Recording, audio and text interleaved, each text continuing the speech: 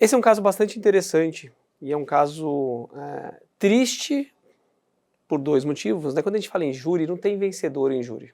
Não existe ninguém que ganhe no tribunal do júri. A gente costuma falar, ganhou o júri, perdeu o júri. Isso é uma grande bobagem, porque sempre alguém perdeu uma vida. No caso, o bebê de 9 meses, que acabou falecendo. E hoje a gente sabe que não foi vítima de um assassinato pelo seu pai, ou pelos pais, né? Porque a mãe ainda vai ser julgada.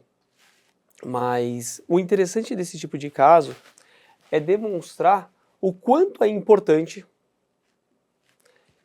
que as provas sejam sempre analisadas à luz da ciência. Nós não podemos pressupor, como parece ser o padrão do nosso processo penal brasileiro, ou da nossa justiça criminal brasileira, que aquilo que foi produzido na fase do inquérito é suficiente para que alguém seja condenado. Só que ao longo do processo, o que a gente vê? Né, de vários e vários casos similares a esse, que cada vez mais a presunção de inocência se torna a exceção e não a regra. Então a pessoa ela é culpada até que ela prove que ela é inocente. E por isso esse rapaz acabou ficando 3 anos atrás das grades, para que ao final o Ministério Público também pedisse que ele fosse condenado por homicídio culposo, ou seja, houvesse a desclassificação de uma conduta dolosa para uma conduta culposa.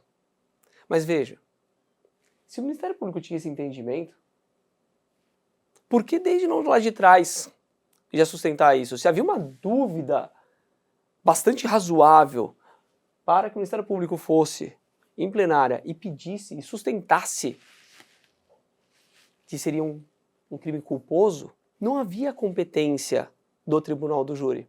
Sim. Nunca houve a competência. Então, ainda que se defenda falando, não, é a soberania dos vereditos, soberania dos vereditos em crimes dolosos contra a vida, jamais em crime culposo. Esse rapaz ficou 3 anos. Imagina você ficar 3 anos preso, acusado de ter matado seu próprio filho, dentro de um sistema carcerário como o nosso.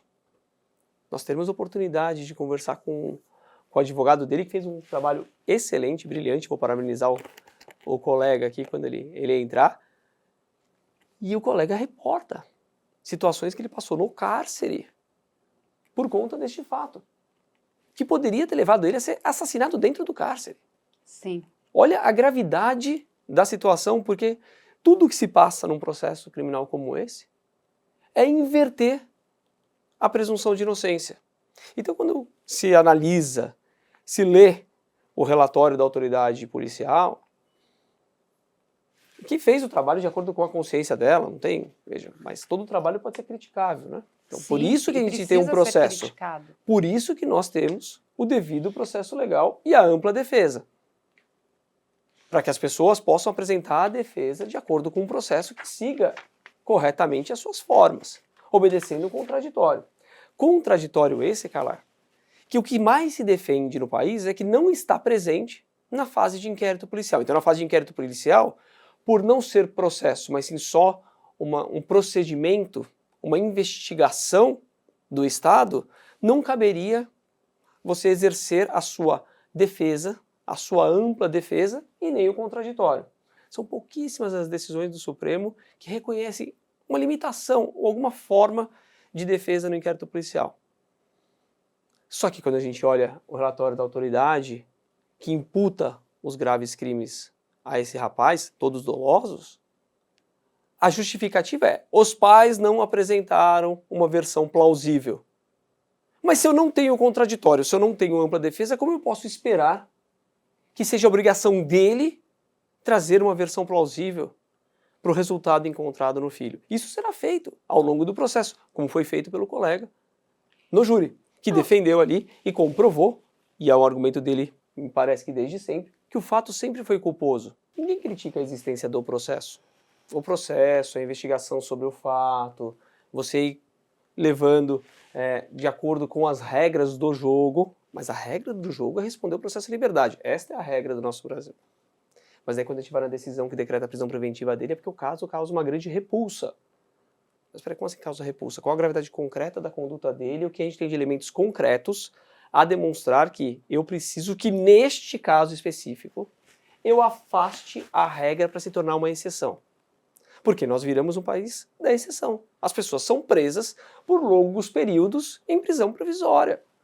Se no final o resultado fosse outro, você cumpre a prisão, você cumpre a sanção penal, resolve. Mas agora a gente tem o quê? Um rapaz que é jovem, vamos ver, não, jovem. A vida dele acaba. Que perdeu 3 anos. Você desgraça a vida dessa pessoa. E isso foi o mínimo, porque ele perdeu o filho. Os melhores policiais, delegados, investigadores, que eu encontrei, são aqueles que eles entendem que eles são o primeiro juiz do caso.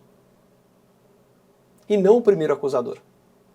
Quando o policial ele se confunde com o acusador, ele consegue acabar com toda uma boa investigação que ele poderia ter realizado. Por quê? Porque ele já está internalizado nele a situação de que ele precisa provar um culpado. Enquanto que se ele se entende como o primeiro a fazer um juízo de valor sobre aquele comportamento e trata todos de forma imparcial, ele consegue chegar num resultado muito mais efetivo da investigação e muitas vezes o resultado será de que a pessoa não é culpada. E aí ele consegue, desde logo, tirar aquela espada nem sempre justa da justiça da frente daquele acusado, daquele investigado.